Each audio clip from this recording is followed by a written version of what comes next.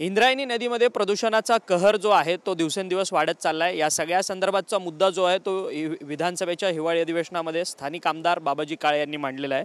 आपल्यासोबत ठाकरे गटाचे आमदार बाबाजी काळे सर आहेत। काळे सर, एकंदरीतच संत ज्ञानेश्वरांची पावनभूमी आहे, त्या पावनभूमीवरतून वाहणाऱ्या इंद्रायणी नदीमध्ये प्रदूषणाचा स्तर जो आहे तो दिवसेंदिवस वाढतोय। विधानसभेमध्ये कोणता मुद्दा, या संदर्भात काय महत्त्वाचा मुद्दा उपस्थित करून विधानसभेचं लक्ष तुम्ही वेधलेलं आहे सभागृहाचं? मी जगद्गुरू संत ज्ञानेश्वर महाराजांचा एक वारकरी संप्रदायाचा पाईक आहे। गेल्या अनेक वर्षापासून या ठिकाणी इंद्रायणी नदीवर असणाऱ्या सगळ्या MIDCतल्या कंपन्या, आजूबाजूच्या गावाचं ड्रेनेज हे संपूर्ण इंद्रायणी नदीत सोडलं गेलेलं आहे। त्यामुळे तिचं जे पावित्र्य आहे ते भंग पावलेलं आहे। अनेक वारकरी मंडळी महाराष्ट्रातून येतात, अनेक तीव्र भावना त्या ठिकाणी व्यक्त करतात, परंतु आत्तापर्यंत या ठिकाणी अनेकांनी प्रयत्न करायचा प्रयत्न केला, परंतु प्रदूषणमुक्त करायचा प्रयत्न केला, परंतु यश आलं नाही। मी त्या ठिकाणी निवडणुकीपूर्वीच संकल्प केला आहे की अधिवेशनात किंवा विधिमंडळात पहिल्यांदा गेल्यावर हा प्रश्न सुरू करायचा आणि धसाला लावून संघर्ष जरी करावा लागला तरी वेगवेगळ्या माध्यमातून इंद्रायणी प्रदूषणमुक्त करून त्या ठिकाणी आपण न्याय द्यायचा, एवढं मी संकल्प केलेला आहे। परंतु सातत्याने नद्यांचं प्रदूषण असेल, हवेचं प्रदूषण असेल, हे सातत्याने वाढताना पाहायला मिळते। ह्या सगळ्या संदर्भात मुख्यमंत्री, उपमुख्यमंत्री यांच्याकडे तुम्ही काय पत्रव्यवहार करणार आहात का प्रदूषण मंडळाच्या सोबत?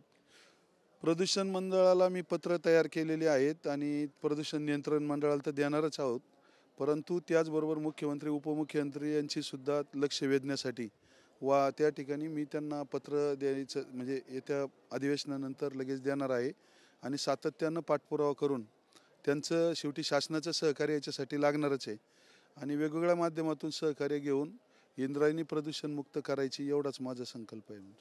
परंतु याच्यामध्ये खरं तर संपूर्ण MIDC परिसर असेल, त्याच्यामधनं जो काय प्रदूषित पाणी जे आहे ते इंद्रायणीमध्ये जातं।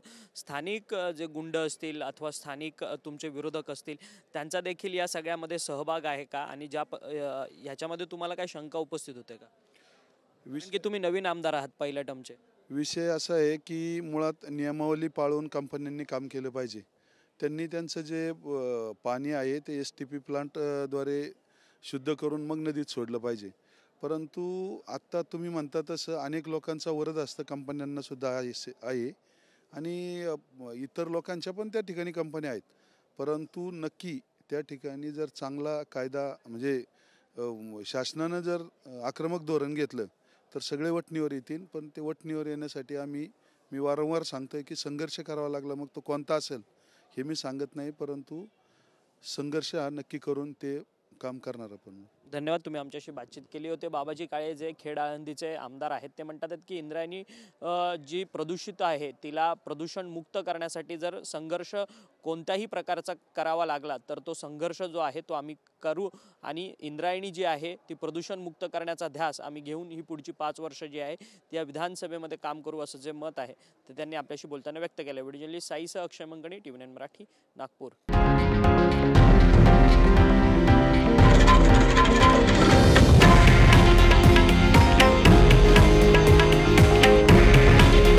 हे आहे देशातील नंबर 1 न्यूज नेटवर्क आणि आपण पाहत आहात TV9 मराठी। काळजी तुमची, हित महाराष्ट्राचं।